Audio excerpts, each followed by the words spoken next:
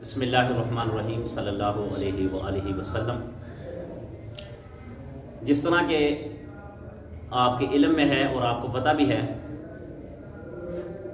کہ جیسے کہہ رہے ہیں کہ کرونا کی دوسری لہر آ گئی ہے، یاد رکھنا کہ جس دردی میں، جس علاقے میں، جس ملک میں نبی پاک صلی اللہ علیہ وآلہ وسلم کی شان میں گستاخی ہو اور آپ صلی اللہ علیہ وآلہ وسلم کے طریقے پر عمل نہ کیا جائے تو اللہ رب العزت اس قوم کو عذاب میں مبتلا کر دیتے ہیں، وہ عذاب میں مبتلا ہو جاتی ہیں۔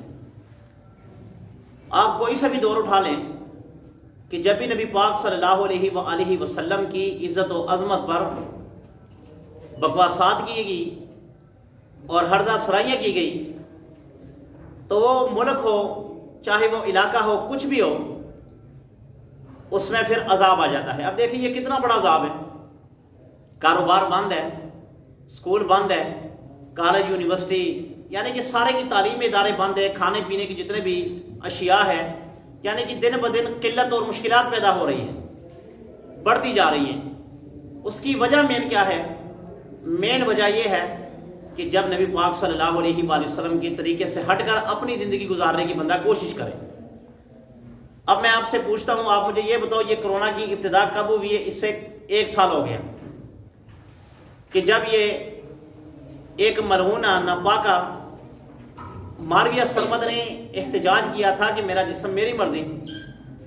کچھ ماہ گزرے تھے، یہ کرونا کی وبا پوری دنیا پر پھیل گئی، پوری دنیا پر پھیل گئی۔ اچھا پھر اللہ کی کرم ہوا، کچھ وقت گزرتا گیا ختم ہو گیا تھا۔ آپ کے اسکول بھی کھول گئے تھے، آپ کی کالج، آپ کی یونیورسٹی، آپ کا مکمل کاروبار جو تھا وہ سارا کا سارا اوپن ہو گیا تھا۔ مگر پھر ایک بار جب 8 مارچ کو اسلام آباد میں عورتوں نے احتجاج کیا تو اللہ رب العزت کو یہ پسند نہیں آیا، کیونکہ ایک بینر پہ لکھا ہوا پایا تھا کہ وہ 9 سال کی تھی اور اس کی شادی 50 سال سے ہوئی۔ اس کی آواز آج بھی ممبروں سے گونجتی ہے اور اس کی آواز دبا دی گئی ہے۔ اب سمجھدار لوگ سمجھتے کہ اس سے اشارہ کیا ہے؟ اشارہ حضرت عائشہ رضی اللہ تعالیٰ عنہا اور نبی پاک صلی اللہ علیہ وآلہ وسلم کی ذات گرامی کی طرف تھا کہ عائشہ کی عمر 9 سال تھی اور پاک پیغمبر کی عمر جو تھی وہ 50 سال تھی، اس سے شادی ہوئی۔ اگر آپ کہتے ہیں کہ یہ ظلم ہوا، یہ جبر ہوا اور یہ بہت بڑا ظلم ہوا، تو پھر آپ کو میں یہ کہنا چاہتا ہوں کہ اس وقت آپ کے عقلوں پر پردے پڑ گئے تھے، آپ کی آنکھیں اندھی ہو گئی تھی، کیا آپ کے دلوں پر تالے لگے تھے کہ آپ کو یہ نظر نہیں آیا کہ اگر شریعت محمد مصطفیٰ سے شروع ہوتی ہے تو اللہ کی نبی کی عمر جب آپ نے شادی کی پہلی تو اس وقت آپ نے 40 سال کی خاتون سے شادی کی اور آپ صلی اللہ علیہ وسلم 25 سال کے لڑکے تھے؟ آپ کو یہ نظر نہیں آیا؟ یہ کیوں نہیں آپ نے بینر پہ لکھا کہ اس وقت ہماری عمر، اگر آپ اپنی طرف نسبت کرتی، آپ تو ناپاک عورتیں ہیں، وہ تو پاک عورتیں تھیں، کہ 40 سال کی اور 25 سال کا کہاں جوڑ بنتا ہے؟ مگر یہ اللہ کے نبی نے آپ کو عزت دی ہے، عورت کو مقام دیا۔ زمانہ جاہلیت میں جس عورت کا خاوند فوت ہو جاتا تھا، مر جاتا تھا، ساری زندگی اس سے شادی نہیں کوئی کرتا تھا، اس سے منحوس سمجھتے تھے کہ یہ منحوس ہے، اس کی وجہ سے اس کا خاوند مرا ہے۔ اللہ کے نبی نے وہ رسم توڑی ہے، اللہ کے نبی نے وہ زمانہ جاہلیت کی جو رسم تھی اس کو ختم کر دیا کہ میں آج ایک بیوہ عورت سے شادی کرتا ہوں، دنیا کو بتانا جا رہا ہوں کہ عورت کا عزت اور مقام کیا ہے، عزت اور مرتبت کیا ہے عورت کو۔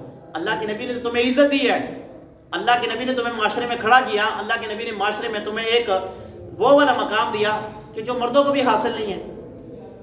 آپ روایات اٹھا کر دیکھیں، آپ کو کئی بار ملے گا کہ اللہ کے نبی کے پاس حضرت فاطمہ چل کر آئی یا اللہ کے نبی حضرت فاطمہ کے پاس چل کر گئے ہیں، تو آپ استقبال دیکھیں۔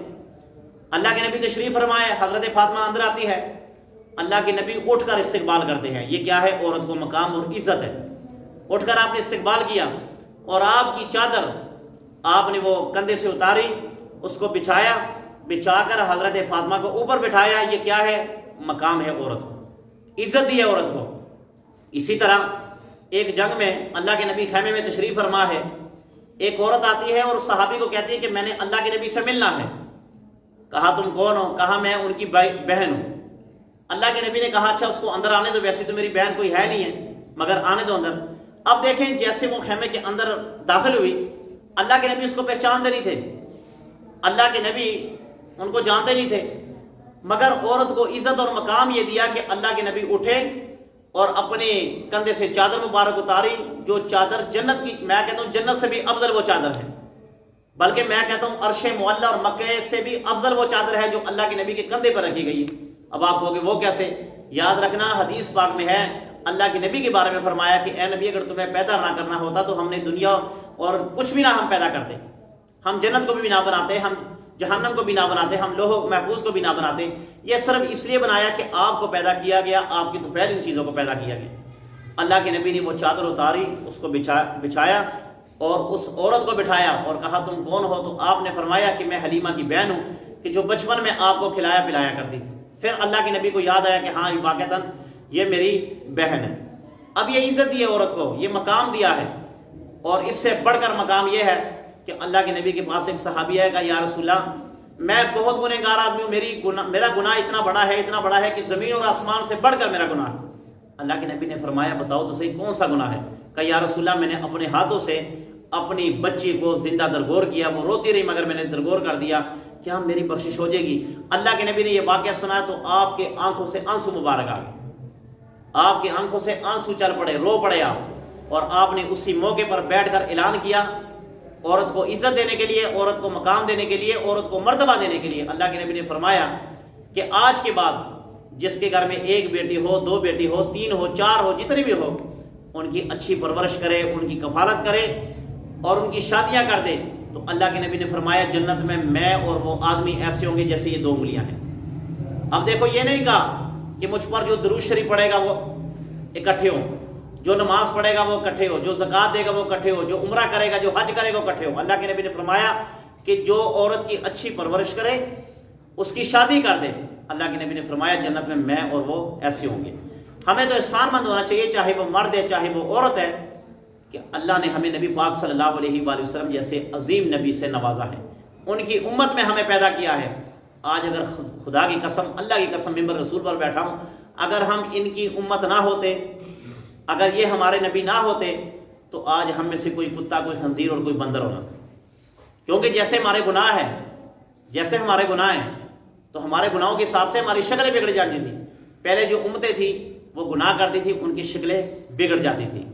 جب وہ گناہ کرتی تھی ان پر پتھروں کا عذاب آ جاتا تھا، ان پر اندھیریوں کا، ان پر کٹمل، یہ طرح طرح کے عذاب ان پر آتے تھے، بلکہ جو گناہ کرتے تھے ان کے واضح طور پر لکھ دیا جاتا تھا کہ اس آدمی نے یہ گناہ کیا ہے۔